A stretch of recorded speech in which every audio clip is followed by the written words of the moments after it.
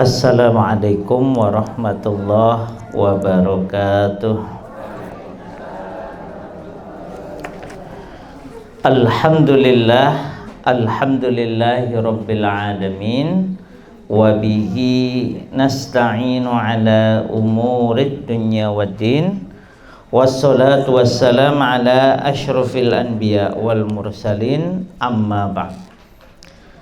Qala Allah Ta'ala fil Qur'anil Karim, yarfa'illahu alladhina amanu minkum walladhina utul ilma darajat.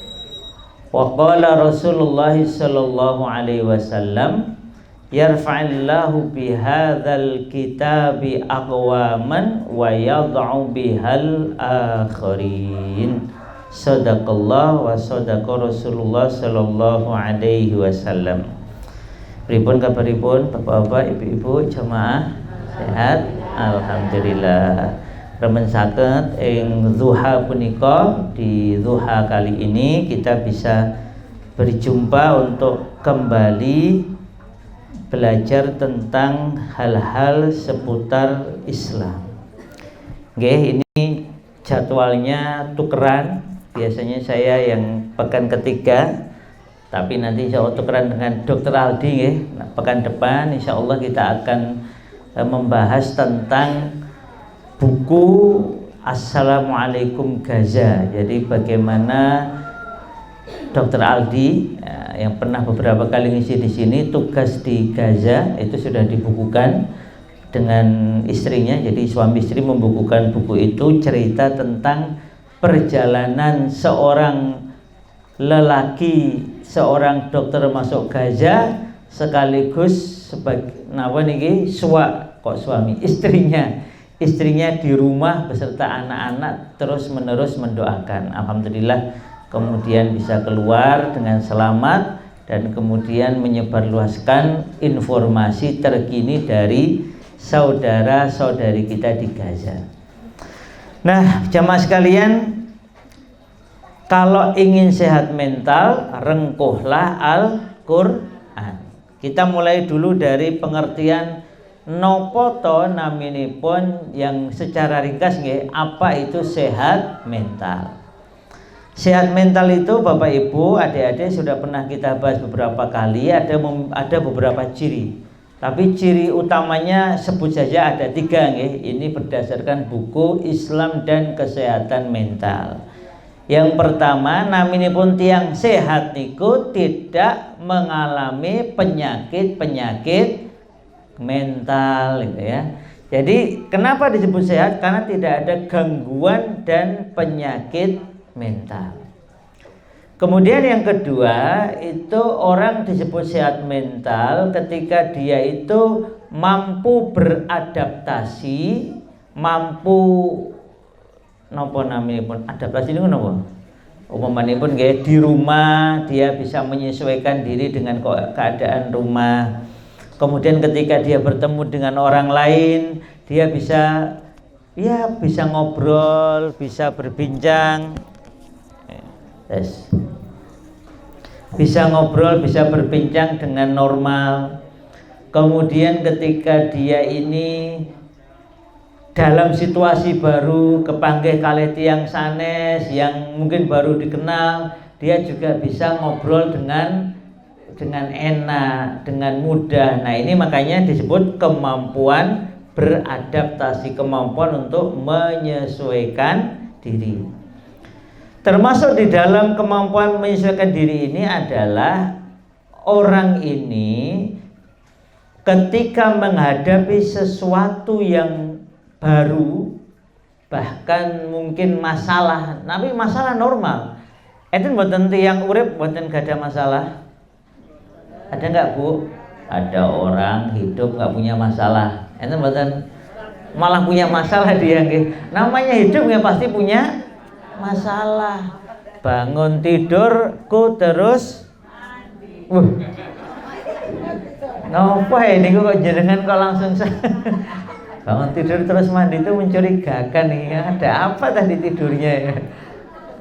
Ya, Jadi ketika orang bangun tidur, dia mau apa setelah bangun tidur? Itu kan berarti dia punya masalah. Maksudnya punya masalah ini kok apa yang harus saya lakukan? Apalagi ini pun badannya kurang seger ini pun kurang sehat. Tapi azan telah berkumandang.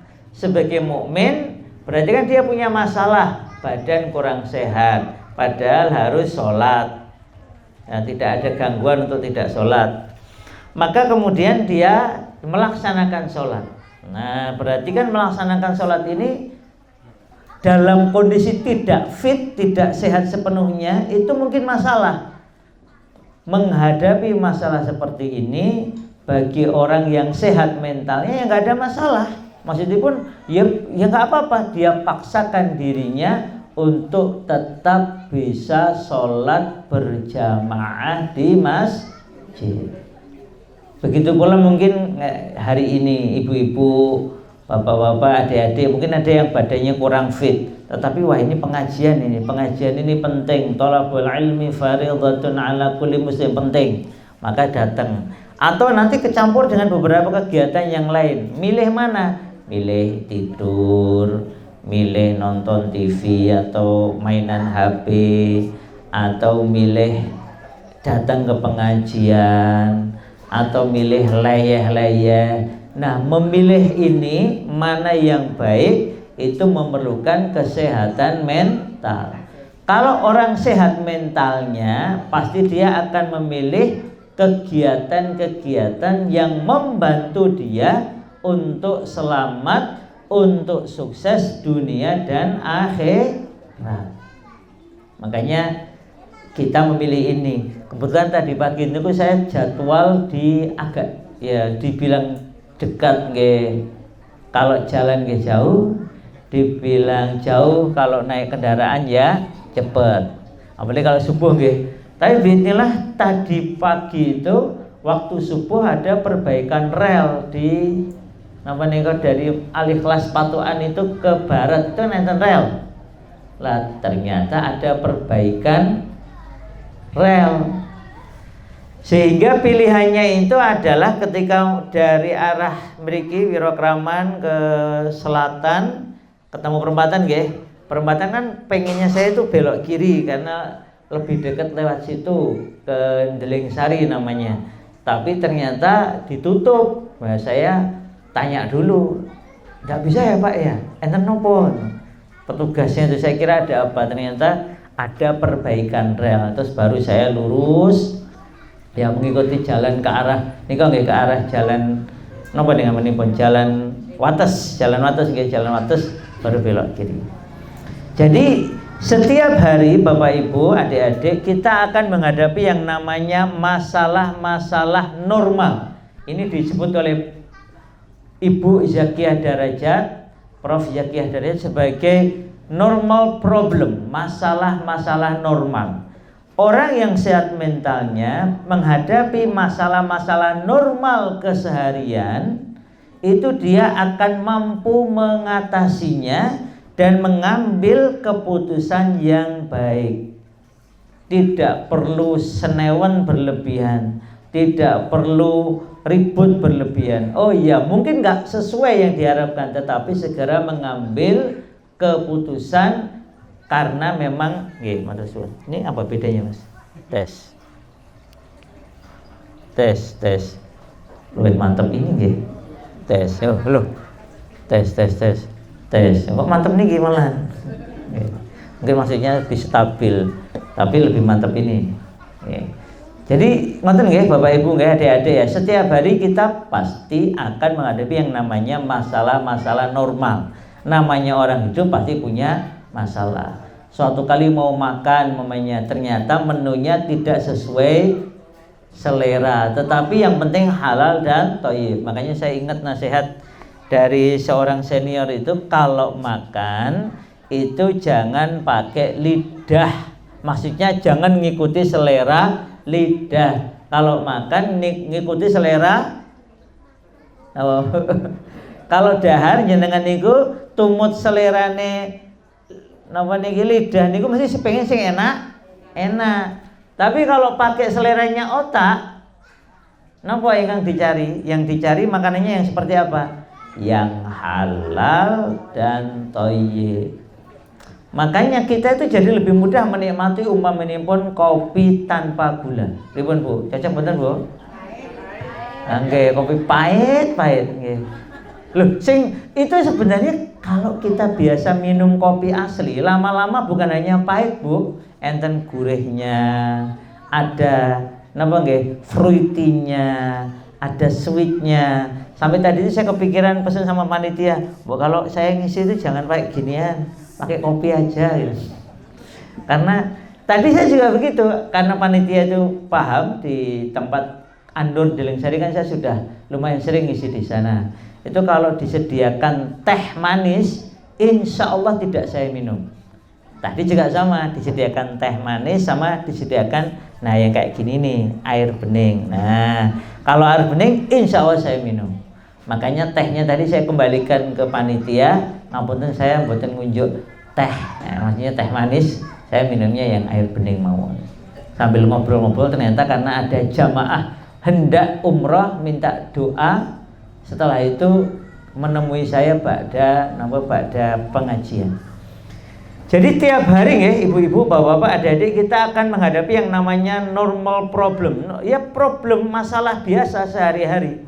Kalau orang sehat mentalnya, dia akan bisa mampu mengatasi masalah-masalah itu dengan baik. Tapi bukan cukup hanya di situ. Nah, ini yang menarik dari penjelasannya Prof. Zakiyah Darajat. Kalau orang sehat mental, dia juga akan produktif. Dia akan mampu mengeluarkan potensi-potensi terbaiknya. Makanya nanti Bapak Ibu sekalian, pada hari ini nanti kita akan umumkan beberapa hal yang berkaitan dengan kegiatan kita ini. Ya, berkaitan dengan potensi-potensi itu. Ini saya sampaikan icip-icipnya nggih, nanti detailnya lain kali.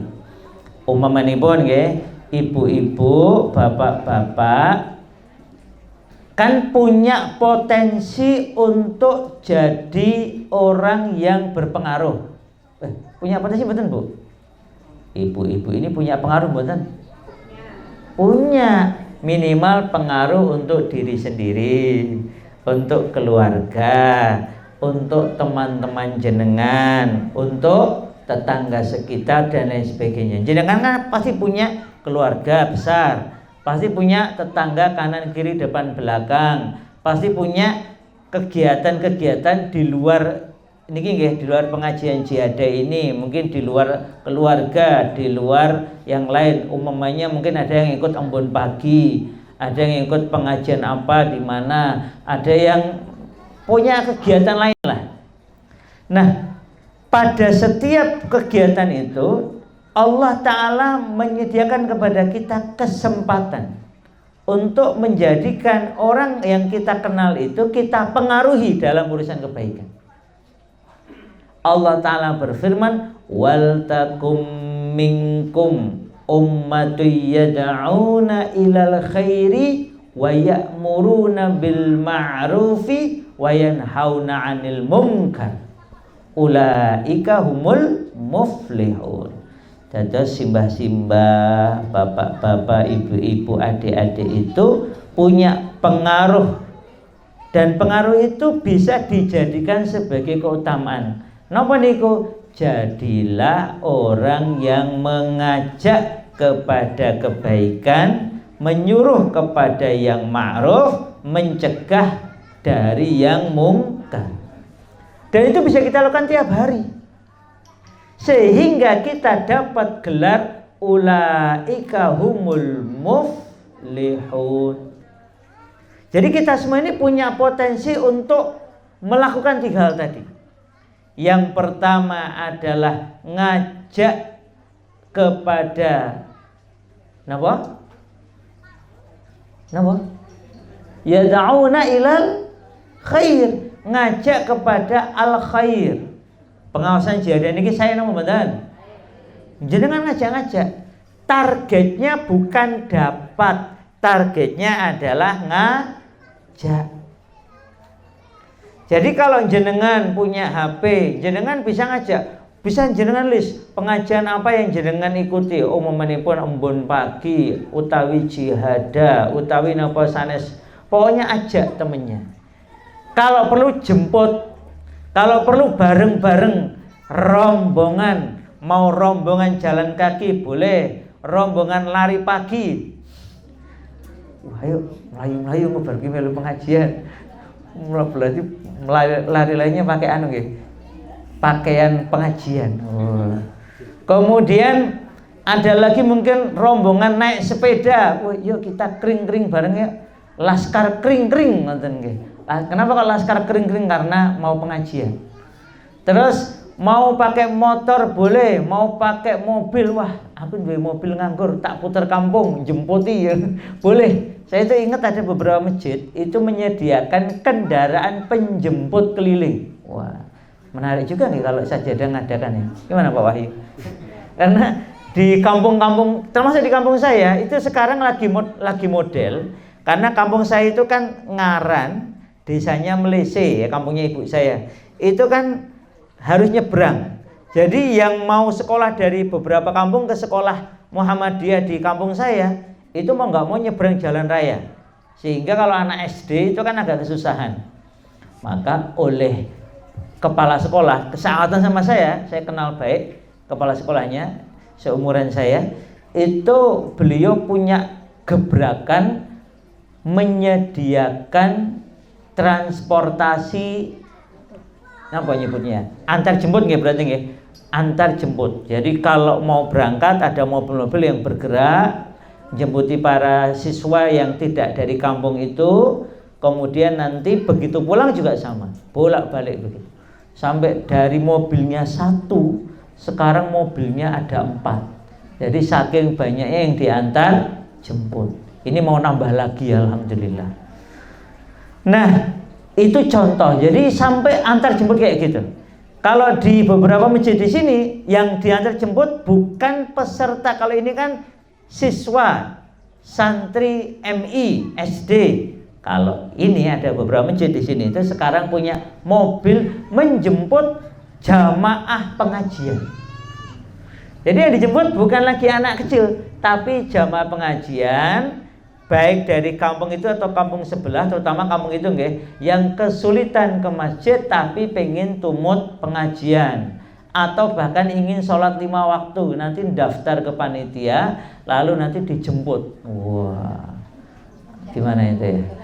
Tertarik betul Bu jenengan Bu? Napa? Keren, napa? Nah. Pribun, cocok betul. Nanti tinggal dipikirin sama panitia ini ya. Nanti dipikirin, wah, napa ngagem napa nika? Kereta kelinci ya. Nanti lagunya diganti tut tut tut. Siapa hendak turut ngaji bareng. Nanti dibikinkan lagu dulu ya. Jadi siapa hendak turutnya itu lagunya kita ganti yang bagus-bagus, jangan yang jeblok-jeduk gitu. Tapi yang kira-kira isinya bagus. Jadi jamaah sekalian, sebenarnya kesempatan untuk amal soleh ini amat sangat banyak. Makanya yad'u ilal khair. Orang yang sehat mental maka dia bisa memanfaatkan yad'u ilal khair ini. Ya, mengajak kepada yang khair ini bisa dilakukan. Termasuk nanti yang kedua, wa ya'muruna bil ma'ruf, memerintahkan kepada yang baik. Jenengan memenipun ngajak sholat, itu kan memerintahkan kepada yang baik. Kalau ada tawaran infak, zakat, sedekah, jenengan ikut ikut menyebarluaskannya. Bahkan mungkin kalau jenengan di keluarga itu bisa ikut memerintahkan anggota keluarga untuk ikut, walaupun sedikit nggak apa-apa. Salah satu yang saya syukuri dari ibu saya, contohnya ibu saya itu pokoknya keluarga kita keluarga yang harus mencintai Al-Quran. Maka tiap anggota keluarga yang sudah besar itu wajib setor minimal 1 juz setiap pekan. Biasanya kami tiap Sabtu setoran terakhir. Cuma ini karena kemarin ada kejadian, ada kegiatan sehingga mundur. Sekarang setor terakhir hari Ahad nih, biasanya hari ini. Jadi tiap orang yang dewasa, mau anak, mau mantu, mau putu, pokoknya nanti dijatah 1 pekan minimal 1 juz. Nah, jadi anak saya dapat semua. Alhamdulillah, saya, istri saya, anak pertama, anak kedua, anak ketiga. Cuma anak ketiga mondok, terus akhirnya jatahnya diambil anak pertama. Jadi tapi terus jalan terus begitu. Nah, nanti ada adik saya yang bertugas jadi pengingat. Nanti yang data semua siapa. Nah, yad'u ilal khair wa ya'muruna bil ma'ruf. Tadi yang pertama ngajak, monggo mboten purun nggih mboten terserah, tapi yang kedua ini memerintahkan sholat atau apa. Nah, ini ibu-ibu, bapak-bapak yang punya anggota keluarga lebih mudah melakukan ini.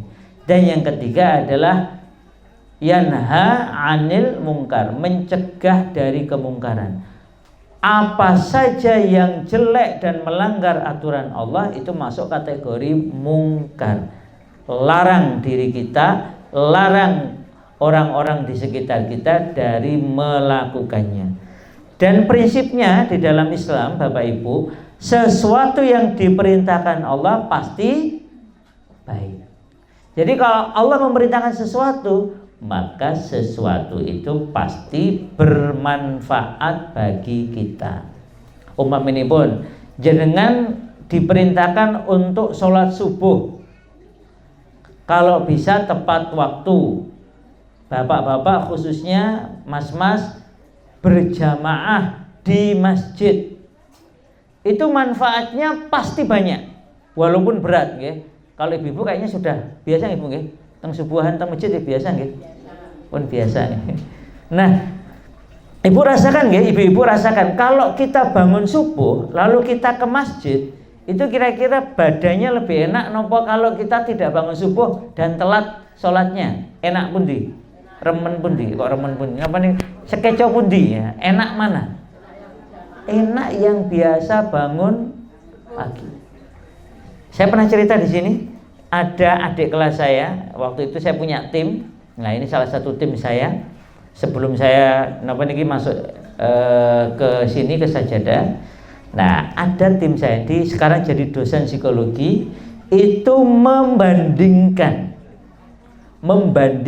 2 hal. Pertama, wajah orang-orang yang sholat subuh, karena dia laki-laki ya, di masjid dengan yang tidak, khususnya diri sendiri. Jadi dirinya atau temennya itu dibandingkan wajahnya.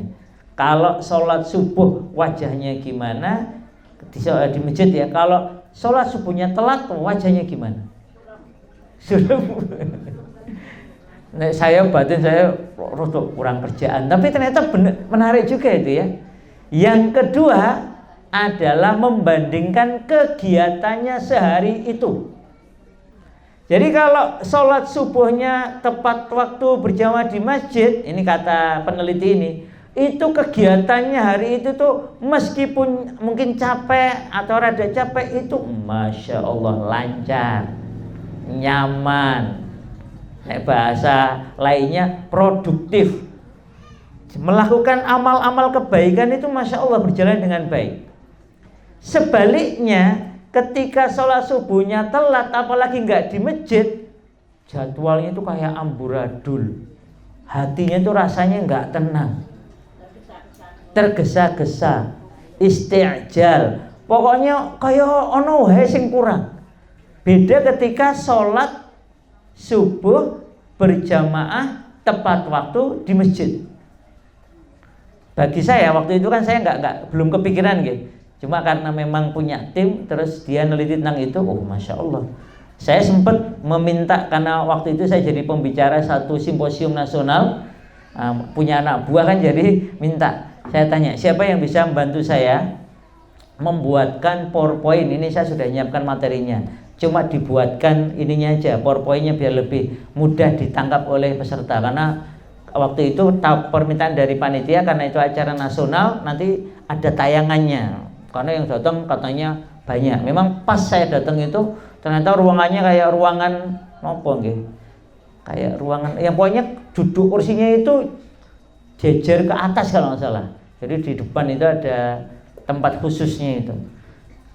Itu yang sanggup membuatkan itu adalah ini tadi, tim saya yang sekarang dosen itu orang yang biasa sholat subuh berjamaah di masjid dan hasilnya bagus. Saya ingat, saya sampai sekarang masih saya simpen itu. Jadi hasil PowerPoint yang dibuatkan oleh tim saya itu sampai sekarang masih saya simpan. Saking terkesannya saya dengan buatannya itu. Meskipun sudah lama, itu berarti tahun 2004 kalau nggak salah. Berarti sudah berapa tahun yang lalu itu? 22 tahun yang lalu. Itu saya masih simpan karena saya lihat ini karyanya sangat bagus ya, sangat menarik. Dan itu juga dipuji oleh nanti yang hadir waktu saya ngisi simposium tadi itu. Nah, jadi saking baiknya hasil dari sholat subuh itu, maka itu bisa dinikmati bertahun-tahun bahkan berpuluh tahun kemudian. Nah, jadi bapak-bapak, ibu-ibu, adik-adik sekalian, kalau Allah perintahkan sesuatu, maka kita harus yakin seyakin-yakinnya bahwa yang diperintahkan Allah itu pasti baik bagi dunia kita dan akhirat kita. Nah, orang sehat mental itu bukan hanya yang tidak mengalami gangguan dan penyakit kejiwaan, tidak hanya yang mampu beradaptasi dan mengatasi masalah-masalah keseharian, tetapi juga yang mampu untuk mengembangkan potensi-potensi terbaiknya. Termasuk tadi, kalau kita lihat ayatnya tadi, jenengan ngajak kepada yang baik, yang khair, jenengan memerintahkan kepada yang ma'ruf, kepada apa-apa yang Allah perintahkan, dan jenengan mencegah orang dari apa-apa yang Allah larang. Itu termasuk 3 hal yang menjadikan jenengan menjadi kelompok minal muflihin, kelompok yang beruntung, yang sukses. Coba jenengan bayangkan Bapak Ibu adik-adik, kalau itu kita lakukan tiap hari, ngajak yang baik, menyuruh kepada yang ma'ruf, mencegah kepada yang mungkar, itu jadi program harian kita. Coba jenengan bayangkan, berarti kita akan menjadi pribadi yang makin baik. Nah, maka secara khusus, ini saya bawa beberapa buku tentang dialog dengan Al-Quran. Secara khusus Bapak Ibu sekalian, kalau pingin sehat mental, bukan hanya biar nggak terganggu kesehatan jiwanya, bukan hanya agar bisa beradaptasi dan mengatasi masalah sehari-hari, tapi sampai sampai muncul potensi-potensi terbaik kita, maka cara paling penting, paling utama, paling mendasar adalah rengkuhlah Al-Quran. Rengkuh ini apa? Betul-betul dibuatkan kopi. Nggih, matur suwun. Ya, sisi arigatou gozaimasu. Syukron katsir. Kalau kopi saya taruh tengah. Karena baunya beda, Bu. Nah, kan baunya kan alhamdulillah, enggak sampai di situ nggih, tenang-tenang nggih. Minimal saya ya. Ya. Tadi saya sudah ngopi juga sih, tapi ini baru yang kedua. Jadi Bapak Ibu adik-adik sekalian, rengkuhlah Al-Quran. Rengkuh ini apa? Merengkuh ini apa? Merangkul. Adik-adik tahu nggak bahasa sastra merengkuh? Napa Pak? Merengkuh ini pripun Pak? Merengkuh itu merangkul dengan erat, ya. Jadi merangkul dengan erat. Erat hangat, nah itu biasanya kita nyebutnya merengkuh. Rengkuhlah Al-Quran, berarti Al-Quran itu kita dekat dengan erat dan hangat. Jadi bukan hanya dibaca biasa. Ya, kalau dibaca alhamdulillah itu sudah bagus. Kan kemarin kita sudah membahas tentang mendengarkan Al-Quran, banyak sekali manfaatnya.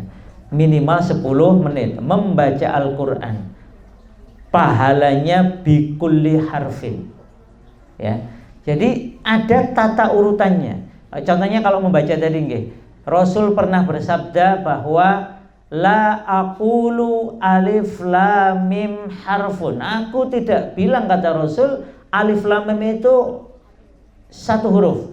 Walakin alimun harfun, walamun harfun, wa mimun harfun. Padahal satu huruf itu bi'asyri amsaliyah. Setiap satu huruf kita baca, itu kita dapat 10 lipat pahalanya. Itu bagus. Itu sangat baik dan tidak boleh berhenti di situ. Bukan hanya mendengarkannya, itu sudah bagus, naikkan. Membacanya, ini juga bagus, naikkan. Berusaha menghafalnya. Ibu-ibu, bapak-bapak, adik-adik, tiap hari amamanya enggak, atau tiap pengajian ada tahsin. Tahsinnya satu di antaranya surat-surat pilihan. Ini pun. Tadi tahsinnya surat apa tadi? Alail. Sudah sampai alail nggih. Berarti jenengan itu minimal selain membaca Al-Qur'an dan dapat pahalanya, itu jenengan mungkin bisa juga kalau mengulang-ulang jadi tambah hafalannya. Bisa enggak pada umur 50, 60, sweet-sweedak sweet 70, jadi 60 tahun, 70 tahun, bisa enggak tetap nambah hafalan? Bisa. Walaupun mungkin hafalan yang lama jadi hilang, enggak apa-apa. Pokoknya nambah terus, berusaha nambah. Karena dengan cara itu jenengan sadar tidak sadar pasti mengulang-ulang membaca Al-Qur'an. Nah, itu bagus. Dan tidak boleh berhenti di situ. Nanti kapan-kapan kita akan membahas khusus apa dampak menghafal Al-Qur'an. Cuma saya mungkin perlu mungkin untuk acara itu saya perlu pakai PowerPoint. Karena saya ingin tunjukkan ke ibu, bapak, adik-adik sekalian, foto ini hasil riset resmi otaknya orang yang menghafal Al-Qur'an. Jadi otak nih, bukan memang otaknya itu ternyata berbeda. Ukurannya, kualitasnya itu berbeda dengan otak yang tidak menghafal Al-Qur'an. Nah, ini perlu saya tunjukkan karena ini hasil riset medis. Nanti kapan-kapan khusus untuk ini, insya Allah bulan depan kita pakai video khusus dan ada fotonya, yaitu menunjukkan apa dampak menghafal bagi kita. Jadi bukan hanya mendengarkan, bukan hanya membaca biasa, tetapi menghafal. Berarti kan kita berusaha bacaan itu ada di dalam kepala kita, sehingga ketika diminta membacanya kita nggak perlu buka mushaf, langsung keluar. Nah, itu ternyata ada manfaatnya sendiri, termasuk bagi kasepuhan ya, bagi yang senior-senior. Karena menghafal Quran tetap punya banyak manfaat, termasuk mengulang apa yang sudah kita hafal. Nah, merengkuh Al-Quran ini Bapak Ibu yang saya maksudkan adalah jenengan menjadikan Al-Quran itu jenengan mesrai, akrabi setiap hari, bukan hanya di lisan. Kan kalau kita membaca kan, baca nggih, Bismillahirrahmanirrahim, tetapi kita masukkan ke dalam dada. Saya beberapa kali ini karena dapat jadwal untuk ngajar anak-anak yang imut-imut, kelas 1 kutab itu berarti ya kelas umur 7 tahunan. Itu program saya kalau ngajar mereka IPA IPS itu saya ajak keluar. Mungkin pernah kepanggil sama Bapak Ibu kalau yang rumahnya dekat-dekat sini, ngajak sekitar 6 sampai 8 anak itu keluar. Biasanya itu ke masjid. Jadi jalan-jalan, melihat sawah, melihat kebun, melihat kandang, lihat sungai, tapi nanti pokoknya mampirnya ke masjid atau musola. Nah, sekarang saya rutinkan ke masjid atau musola itu 1, praktek wudhu. Yang kedua, praktek sholat. Yang ketiga, praktek namanya praktek meneliti. Karena ini diperintahkan oleh Al-Quran. Al-Quran memerintahkan kita, ibu-ibu, bapak-bapak, adik-adik, untuk menyeksamai sekitar kita. Jadi kalau kita ini merengkuh Al-Quran, kita bukan hanya mendengarkan, bukan hanya membaca, bukan hanya menghafal, tetapi kita berdialog, ngobrol dengan Al-Quran. Siapa yang pernah ngobrol dengan Al-Quran? Adik-adik pernah ngobrol sama Al-Quran belum? Kayak apa itu, seperti dengan temannya, Al-Quran, piye kabarmu, gitu ya. Nanti Al-Quran jawab, alhamdulillah ape, kabarmu piye? Wah, aku ya ngene iki rada susah. Ngopo kok susah? Sekarang tanya kepada kita, ngopo kok susah? Wah, gimana ya? Gini. Oh, oke. Wacanen kisah iki ya. Terus Quran memberi kita saran. Ini baca nih kisah ini. Terus setelah membaca kisah itu kemudian hati kita menjadi lapang. Nanti dari ngoten niku, Bu. Jadi jenengan ngobrol sama Al-Quran, lalu Al-Quran ngasih jawaban. Ngobrol kali uang podo, Bu, aneh Bu. Oh, aku ya podo, malah wong stres ketemu wong stres. Tambah stres. Malah ngrasani wong. Oh, mangkel karo podo, aku ya mangkel wong gue tak jawab. Lho. Mau cari solusi kok malah ngrasani, malah nambah dosa. Nek sama Quran enggak? Sama Quran itu apapun masalah kita, insya Allah akan diberi solusinya. Solusinya mungkin tidak instan, tidak langsung, tapi ada juga yang langsung. Ini contoh.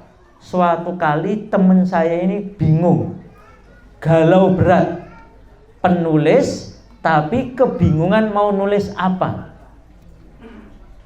Lalu sama temennya, mbok takok karo Quran.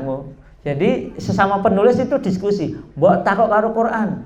Nek takok karo aku ya melu bingung. Nek takok karo Quran iso tok jawabane. Kalau tanya sama Quran ada jawabannya. Maksudnya gimana? Ya kamu buka Quran, buka surat apa? Bebas. Pokok men buka sebuka-bukanya, ngawurmu, karena isi Quran semuanya bagus. Akhirnya betul.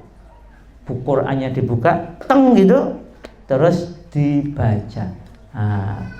Nah, terus kata temennya itu, kamu nulislah seperti Quran itu, mau isinya boleh, mau gayanya boleh. Nek kalau pas kepanggil Ar-Rahman, ingat ya, Ar-Rahman gimana? Ar-Rahman, 'allamal Quran, dan seterusnya. Terus nanti ada yang diulang-ulang. Apa yang diulang-ulang? Afala fabi ayyi ala rabbikuma tukadziban. Sudah, nulisnya kayak gitu itu. Nerangkan apa-apa terus kemudian pertanyaan.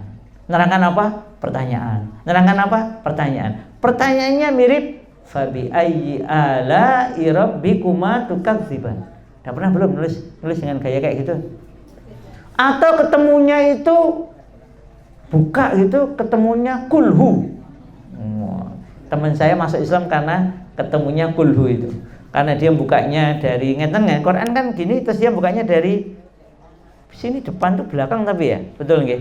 Oh, itu paling atas itu pas dia yang dapat itu satu di antaranya surat Al-Ikhlas. Dibuka, baca, bergetar, akhirnya dia menjadi sebab dia masuk Islam. Jadi kalau kita punya masalah, bapak-bapak, ibu-ibu, adik-adik, coba sekarang kalau kita itu bingung menghadapi sesuatu, itu coba sekarang kita itu ngobrol sama Al-Quran. Kita latihan menjadikan Al-Quran itu sebagai dekapan mesra kita. Coba nggih, ibu-ibu bingung mau masak apa? Umpaminipun nggih, mau masak apa? Buka aja ngawur Al-Quran. Nanti insya Allah semakin kita akrab dengan Al-Quran, buka ngawur dapat solusi. Buka ting, ketemu nih nama Bu Al-An'am, oh berarti kon masak daging. Buka ting, wah ketemuannya semut, masak apa ya semutnya? Oh yang disukai semut apa? Nanti pasti ketemu ide. Gula, yang bergula, macam-macam. Loh, jenengan kan belum pernah nyoba, makanya perlu dicoba ini. Karena teman saya sudah membuktikan, saya beberapa kali. Cuma saya biasanya kadang langsung langsung ngarah, tapi sekarang Quran yang saya baca yang utama itu penuh dengan pembatas. Jadi pembatasnya ada 5 kalau nggak salah. Saking banyaknya yang pernah saya buka. Semua kitab-kitab tentang Al-Quran biasanya pasti ada pembatasnya ini. Oh, ada yang saya tekuk kayak gini, tekuk saya jarang ini, tapi ini kok ada tekuannya. Nah, biasanya itu ada ngeten iki. Berarti ini bagian yang pernah saya baca. Jadi hampir semua buku terutama tentang Quran itu ada pembatas. Cuma kertas-kertas kecil kayak gini nih. Kertas-kertas isinya biasanya ada 1, tapi rata-rata sekarang 3, 4, 5. Jadi buku khususnya Al-Quran itu kita ajak ngobrol. Nah, wajeng praktek mboten? Jenengan gak ada Quran mboten? Ini ada yang mau daftar minta Quran mboten? Di Sajadah banyak banget Al-Quran. Kalau ada nanti silahkan daftar ke panitia. Cuma ukurannya mungkin yang kita belum tahu ya. Kalau yang besar nanti kita usahakan. Nanti kalau Bapak Ibu ada yang mumpung ini hari kemerdekaan, jadi ya kita harus merdeka dari dunia dengan membaca Al-Quran. Jadi gitu nggih, latihan, terutama yang ada terjemahnya. Bagi yang belum akrab dengan bahasa Arab, maka jenengan bisa melakukan ini, umpaminipun bisa setelah subuh atau setelah maghrib, atau setiap ada masalah, ambil air wudhu, kemudian setelah wudhu baca doa, asyhadu an la ilaha illallah wahdahu la syarikalah wa asyhadu anna muhammadan abduhu wa rasuluh, Allahumma ja'alni minat tawwabina wa ja'alni minal mutatahhirin. Mau sholat 2 rakaat syukril wudhu ya boleh, enggak ya boleh. Ambil Al-Quran, kalau sakit menghadap kiblat, kiblatnya sana nggih, menghadap kiblat, bismillah, buka. Ngawur-ngawur. Nek jenengan pengennya lagi yang depannya, buka depan. Pengennya tengah ya tengah. Pengennya rada belakang, buka mawon. Lalu setelah itu baca ayatnya. Boleh paling atas sebelah kanan, boleh bawah, boleh, pokoknya terserah. Begitu dibuka kan berarti ada 2 halaman nggih. Jenengan ambil yang mana, lalu kemudian baca terjemah atau tafsir ringkasnya. Insya Allah Allah memandu jenengan. Mungkin langsung kalau sudah nyambung hatinya sama Al-Quran, kira-kira langsung kepanggih mboten? Jenengan punya teman baik, sudah lama nggak ketemu. Begitu ketemu ceritanya banyak apa sedikit? Nyambung no mboten atine pun nyambung. Padahal sudah lama nggak ketemu. Atau punya teman baik, ya punya teman baik, sudah sering ketemu juga, tapi karena sudah nyambung hatinya, tiap ketemu itu diem-dieman apa ngobrol? Ngobrol. Kenapa? Sudah nyambung. Jadi mau jarang ketemu, mau sering ketemu, kalau hatinya sudah nyambung, insya Allah tetap nyambung. Ngobrol ya enak saja ketemu. Nah, oleh karena itu Bapak Ibu, adik-adik sekalian, maka jadikan Al-Quran itu bagian dari keseharian kita. Jadi kalau membaca Quran, buka Quran itu kadang memang kita ngawur aja untuk membuktikan bahwa Al-Quran memang sebaik-baik pedoman. Al-Quran itu tidak akan memberikan kita yang detail-detail mboten. Makanya begitu kita buka, biasanya kita dapat ilhamnya. Oh iya. Womane tadi ya mau masak nopo? Menyobi nggih ibu-ibu nggih. Mulai besok. Biasanya ibu-ibu nek masak pagi, siang, sore nopo malam? Pagi, siang, sore, malam. Biasanya nopo? Nek menentukan menu yang mau dimasak hari ini niku pagi, siang nopo malam? Pagi. Berarti mulai benjang nggih, dicobi nggih. Ba'da subuh jenengan pokoknya bismillah buka Quran. Nah, pokoknya jangan punya pikiran apa mawurin. Pokoknya pikirannya ngikuti Quran. Begitu dibuka, ide ajeng masak nopo saking Quran. Pripun? Siap mboten? Nanti pasti ada idenya.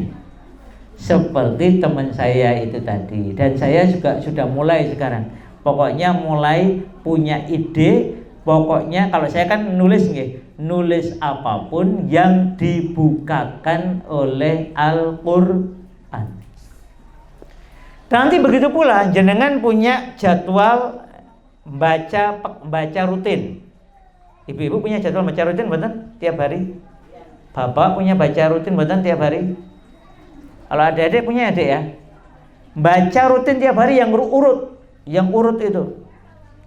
Nah, itu usahakan walaupun cuma 1 ayat itu punya jadwal untuk membaca terjemah. Kalau nggak akrab dengan bahasa Arab merengkuh Al-Quran dengan cara membaca minimal 1 ayat sehari beserta terjemahnya. Itu Masya Allah, itu juga efeknya insya Allah luar biasa. Karena kita jadi punya keakraban yang lebih dengan Al-Quran. Jadi Al-Quran itu bisa menjadi lebih akrab bagi kita semua. Ini sudah 3 menit lagi. Makanya kok kayaknya ada rasa-rasa yang ternyata sudah lewat. Nonton nggih? Jadi jangan sampai ibu-ibu, bapak-bapak, adik-adik, Quran itu kita sia-siakan. Saya akhiri ini dengan cerita favorit saya tentang kemerdekaan umat ini. Jadi tadi subuh itu saya hanya cerita dari ba'da subuh sampai syuruk. Karena ini di masjid ini itu permintaannya kalau ngisi kajian itu sampai syuruk. Padahal tadi syuruknya itu jam 6:02. Berarti saya ngisi sampai jam 6:02. Ternyata setelah itu ada yang tadi minta doa ya. Jadi setelah itu doa dulu. Setelah itu biasanya jamaahnya pada sholat syuruk, baru kemudian kita makan bareng-bareng. Nah, saya ingin cerita favorit tentang Al-Quran, Bapak Ibu. Bapak Ibu, Quran itu turun pertama di mana? Di Mekah. Mekah itu tanahnya gersang atau subur? Gersang. Hijau atau tandus? Tandus. Allah Ta'ala takdirkan Quran pertama kali turun dan banyak turun di daerah yang tandus dan gersang itu. Bahkan kalau pakai Quran itu nanti atau di hadis riwayat Bukhari, ketika sebelum Rasulullah datang, ketika ada Ibunda Hajar membawa anak, di situ disebutkan di dalam hadis tanah yang tiada tanaman dan tiada teman. Koncone ra ono, wit-witane nggih mboten wonten. Betapa tandusnya, betapa gersangnya. Nah, ketika Rasulullah hidup di wilayah itu juga masih tandus. Tetapi Allah Ta'ala takdirkan bahwa ayat pertama dan 4 ayat berikutnya, yaitu 5 ayat surat Al-Alaq itu turunnya di situ. Dan itu menjadi awal kemenangan. Karena awalnya namanya Masjidil Haram penuh dengan berhala. Lalu dakwah datang, kemudian sempat hijrah ke Madinah, sampai kemudian membebaskan Makkah. Diawali dari surat apa? Surat Al-Alaq. Bunyinya apa? Iqra bismi rabbikal ladzi khalaq. Khalaqal insana min 'alaq. Iqra wa rabbukal akram. Alladzi 'allama bil qalam. 'Allamal insana ma lam ya'lam. Dimulai dari Iqra, bacalah. Itu juga artinya lihatlah, seksamailah, perhatikanlah, telitilah, selidikilah. Termasuk Al-Quran kamu baca, kitab-kitab kamu baca, alam semesta dibaca. Sehingga kita mendapatkan solusi dari masalah yang kita hadapi. Akhirnya betul muncul ilmu kimia, muncul ilmu fisika, muncul ilmu biologi. Helikopter itu dibuat Bapak Ibu, adik-adik tahu dari nomor? Dari melihat capung. Pesawat terbang dari melihat burung dan yang terbang. Kok iso ya?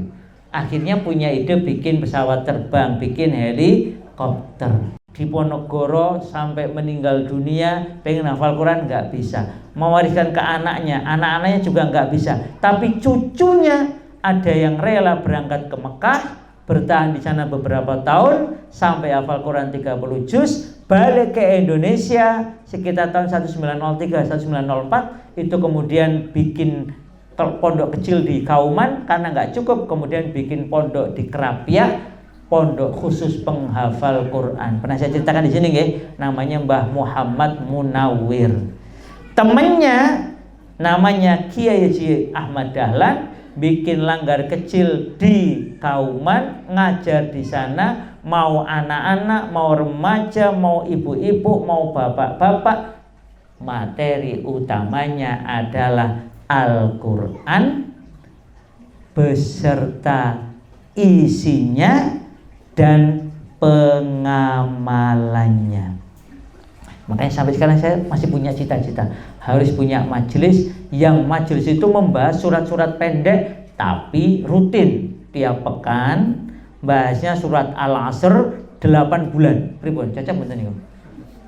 Jadi ngoblak-oblak surat Al-Asr selama 8 bulan. Berarti 1 pekan sekali, berarti 1 bulan 4 nggih. 4 kali 8, 32 pertemuan. Oh, ada yang kersa mboten nih?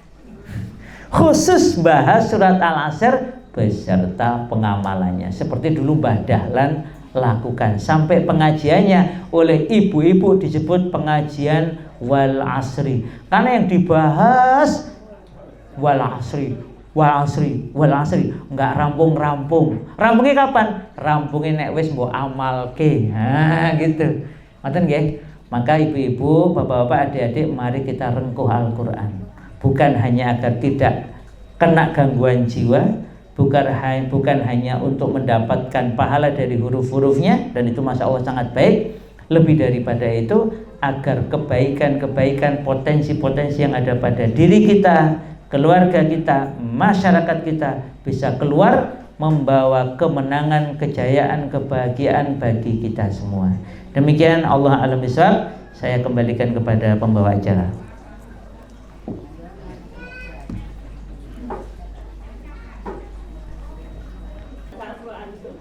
Nggih.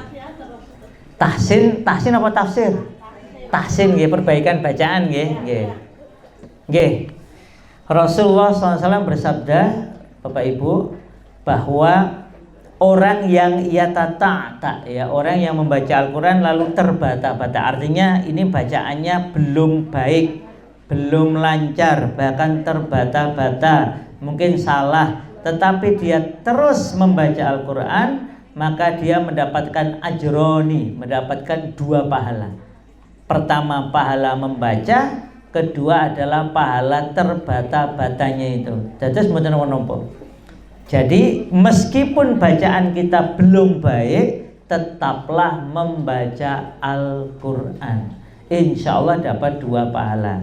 Nah, ketika kita kemudian mau memperbaiki bacaan kita, maka menjadi baik, maka insya Allah siapa yang membacanya dengan baik, lancar, benar, maka dia kedudukannya akan naik seperti kedudukan bersama para malaikat yang kiramim bararah, yang mulia dan taat kepada Allah Ta'ala. Jadi yang untung itu yang terus membaca Al-Quran.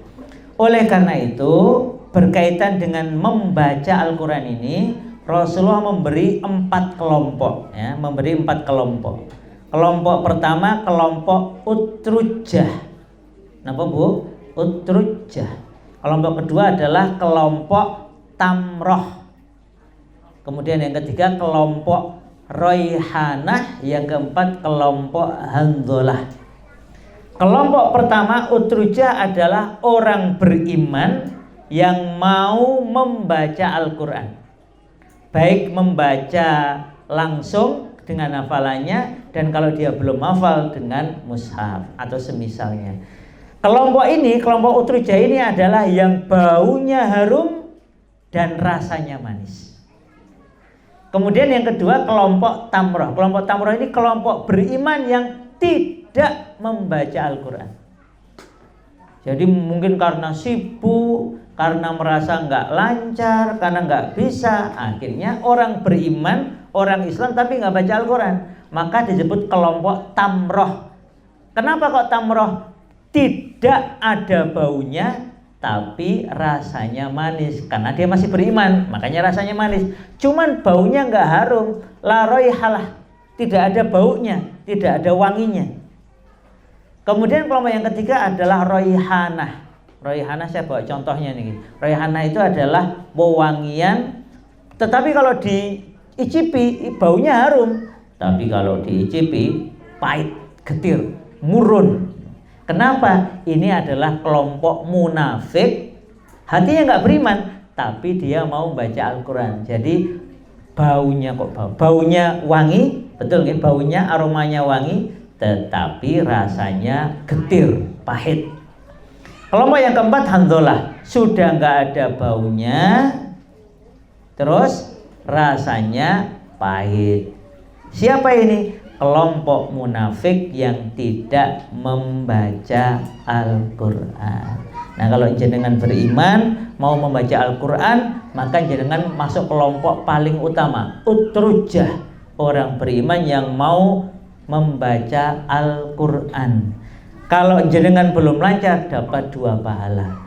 Nanti semakin baik dan terus membaca Al-Quran, naik levelnya ma'al kiramil baroroh, levelnya menjadi beserta malaikat-malaikat Allah yang mulia dan biro baroroh ini berarti yang berbakti kepada Allah Ta'ala. Terus tidak ada ruginya, jalan terus. Nanti nggih, Allah alam bisa.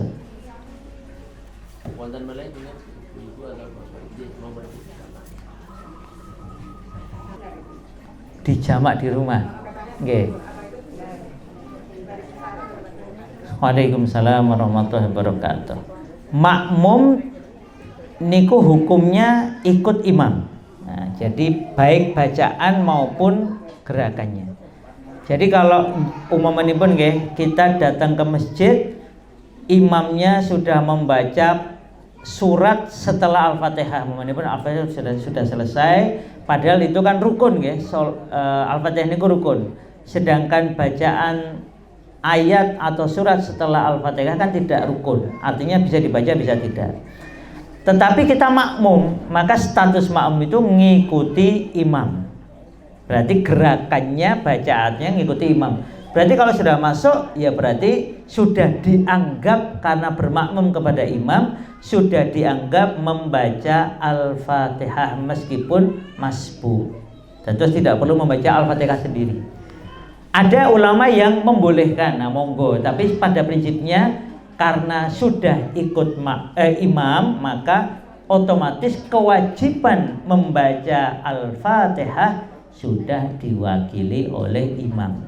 Bahkan ketika kita makmum dari awal, kita tidak perlu bersuara, cukup mendengarkan imam membaca Al-Fatihah karena jahar nggih, karena maghrib, isya, subuh kan jahar. Tapi kalau zuhur kali asar, nah kita membaca Al-Fatihah sendiri.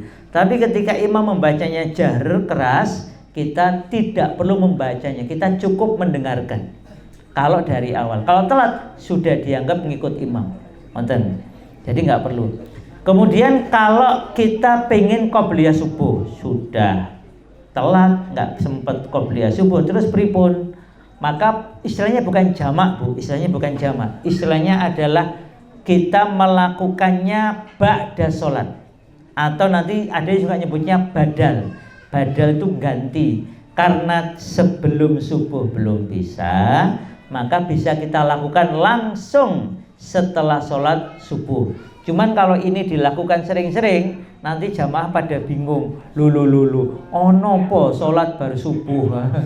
Makanya sebaiknya jangan dilakukan terlalu ekstrim. Habis sholat langsung. Nah, karena kalau nggak biasa dikiranya, dan itu juga kurang bagus. Kurang bagus maksudnya begini. Akhirnya engko wae wong bar subuh ya rapopo. Itu kan karena kepepet. Orangnya biasa qobliyah subuh, kemudian sudah telat hari itu, maka dia boleh menggantinya setelah subuh. Tapi kalau tiap hari namanya salah. Itu hanya sekali-sekali aja ya, sekali seumur hidup boleh, sekali setahun ya boleh. Tapi kalau tiap hari ya namanya bukan badal, namanya kurang ajar. Wong qobliyah subuh kok selalu dilakukan setelah subuh. Jadi sekali-kali boleh. Terus yang aman gimana? Kalau yang aman itu nunggu syuruk. Jadi kalau jenengan kok waduh, ini nanti kalau saya keseringan jadi mengganti wong harusnya sebelum subuh kok menjadi setelah subuh. Kalau Tadi ya karena orangnya biasa sebelum subuh, kok suatu kali dia telat bangun atau telat apa karena ada hajat baru bisa setelah subuh, boleh sekali. Tapi kalau mau aman nunggu syuruk. Ya, setelah syuruk itu silahkan sholat dengan niatnya boleh beberapa karena sholat sunnah nggih. Niatnya badal ganti 2 rakaat sebelum subuh, sekaligus sholat syuruk, sekaligus sholat duha, itu boleh karena waktunya memang sudah waktu yang diperbolehkan, yaitu setelah syuruk. Nah ini lebih aman. Atau juga boleh nanti waktu duha. Waktu duha tadi kok saya belum ya, maka niat di dalam hati boleh juga diucapkan, tapi yang paling utama di dalam hati itu badal ganti 2 rakaat sebelum subuh plus plus duha, boleh. Itu boleh. Ngoten nggih, Allah alam bisawab. Kemudian ada yang bertanya lagi, monggo ibu-ibu. Assalamualaikum warahmatullahi wabarakatuh. Waalaikumsalam warahmatullahi wabarakatuh. Saya pernah sholat isya. Nggih. Itu setelah selesai itu langsung tidur. Setelah selesai langsung sujud. Tidur. Oh, langsung tidur. Terus bangun itu meliliki langsung sholat lagi. Masuk 2 rakaat. Dilanjutkan apa ora ya, setelah tadi sudah sholat isya ya. Oh. Dilanjutkan apa dihentikan? Tapi sudah yakin sholat subuh, yakin sholat isya. Niatnya sholat isya meleh. Ngelilir ajeng sholat isya meleh. Ngelilir sholat isya. Heeh. Aku mau wis sholat e. Oh, ngoten. Terus masuk 2 rakaat itu dilanjutkan apa dihentikan? Nggih, kalau memang sudah yakin tadi sudah sholat nggih dihentikan tanpa napa. Karena kan kewajibannya sudah tertunaikan di awal nggih. Karena niatnya kan sholat isya. Benten kalau niatnya jenengan sholat sunnah, nah itu bebas. Nggih, karena tadi sudah sholat isya, yakin sudah sholat isya, kemudian ngelilir tadi nggih. Tapi setelah sholat mantap ya, nggih. Kalau sudah mantap sholat berarti boleh dibatalkan Bu, karena sudah tertunaikan. Nggih. Terus yang kedua masalah tidur. Kalau tidurnya itu dalam kondisi duduk, maka wudunya tidak batal. Tapi kalau tidurnya dalam kondisi tersungkur, napa? Ngaten nggih. Pokoknya dalam kondisi tidak duduk, maka itu sebenarnya batal. Jadi umpamanya sampai selesai pun sholatnya nggak sah karena wudunya batal gitu. Tetap harus wudu dulu. Kalau kecuali tidurnya dalam kondisi duduk kan ngoten nggih. Itu sudah selesai sholat. Nggih, sudah selesai sholat. Sudah selesai sholat. Nggih. Terus tidur. Ngelilir nih. Nggih. Lah nggih, umpamanipun nggih jenengan itu umpamanipun betul-betul belum sholat.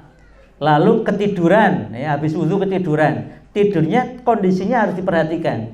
Kalau tidurnya itu kondisinya pun tersungkur ngeten, sampai pokoknya sampai tengkurap nopo gelibak sampai napa niki ya, yang pokoknya tidak duduk nggih, tidak duduk, maka pada dasarnya wudunya batal. Sehingga meskipun dalam sholat kalau tahu batal ya dibatalkan, ngomong sudah batal kok, maka kemudian baru wudu lagi. Ngoten nggih, dados termasuk umpamanya sadar ternyata baju atau yang dipakai kena najis, ya itu juga harus dibatalkan karena mau nggak mau sholatnya harus harus dalam kondisi pakaiannya suci atau tempatnya itu mau kena najis yang gone, padahal itu dipakai tempat sholat kita, maka ya harus dibersihkan dulu baru kemudian sholatnya diulangi. Jadi kalau ada hal-hal yang setelah kita sadari di dalam sholat nggih, ternyata kok nggak sah wudunya, nggak sah atau pakaiannya atau tempatnya tadi, maka dihentikan untuk menuntaskan dulu, ditunaikan wudunya dan semisalnya, baru kemudian sholat malih. Pindah niat itu pripun? Nggih. Oh. Oke. Kalau niat itu qoblal amal atau indal amal. Jadi maksudnya qoblal amal niku sebelum, karena ada yang berpendapat pas takbir boleh. Jadi pun sebelum takbir kita niat mau sholat apa, atau Allahu Akbar terus baru niat, itu ada yang membolehkan. Tapi kalau sudah niat ini lalu geser niat, nah itu ya enggak, ya berarti batal mawon terus ngulangi lagi. Nggih. Wah, sekalian kayak numpak mobil apa numpak motor kendaraan. Aku lagi dorong balik. Nah, kalau di dalam ibadah niat itu nggih Bu nggih, itu niat itu menjadi pembeda ini ibadah atau tidak. Itu yang pertama. Jadi momennya sama-sama jenengan lenggan ngeten iki. Kalau niatnya thalabul ilmi itu beda dengan niatnya nongkrong-nongkrong di sajadah. Benten jenengan teng masjid, niatnya cuma lungguh-lungguh lenggah-lenggah teng masjid, itu enggak ada pahala. Tapi kalau niatnya i'tikaf ada pahalanya. Itu yang pertama. Yang kedua, niat itu untuk membedakan antara satu amal ibadah dengan amal ibadah yang lain. Contohnya pun sama-sama sholat. Maka niat itu menentukan sholatnya ini sholat apa. Nonton. Kalau sholat wajib berarti dia nggak boleh didobel niat sama yang lain. Kalau sholat sunnah boleh didobel, ditriple niatnya. Ya sholat ini, sholat ini, sholat ini. Makanya saya ngajari santri-santri itu kalau dari luar masuk ke masjid itu mulai jadi santri yang cerdas. Niatnya sholat tahiyatul masjid, qobliyah sama syukril wudhu kalau habis wudhu. Jadi kan keren itu ya. Sholatnya 2 rakaat tapi dapat 3 atau 4 pahala. Ngoten. Jadi kita memang harus uang fasilitas dari Allah nggak kita manfaatkan, rugi kan nggih. Termasuk jenengan nanti kalau pondok dari sini cari rute yang agak jauh. Karena fasilitas dari Allah jalan ya dari rumah ke tempat ngaji terus pulang lagi itu kan dihitung setiap langkah kaki. Kalau motor ya setiap putaran roda. Lumayan toh. Jadi saya tadi juga begitu, pas habis ngisi kan saya muter. Terus saya itu nyari karena dianjurkan jalannya beda. Saya akhirnya mencari jalur yang ada bedanya walaupun sedikit. Nah, jalannya itu. Makanya karena sudah dapat ya, terus saya langsung pulang ke sini. Ngoten nggih, dados kalau niat itu sebelum takbir untuk sholat nggih, atau ada juga berpendapat boleh saat takbir. Allahu Akbar. Nah, makanya memang sebelum memutuskan takbir itu maka boleh silahkan berniat. Ada yang membolehkan niat itu saat wudhu. Jadi orang wudhu kan dia mau untuk sholat apa, itu ada yang membolehkan. Tetapi yang lebih kuat adalah niat itu dilaksanakan sebelum takbir atau tadi ada yang mengizinkan pas takbir. Nah, itu niatnya cukup di dalam hati. Mantan Allah a'lam bishawab.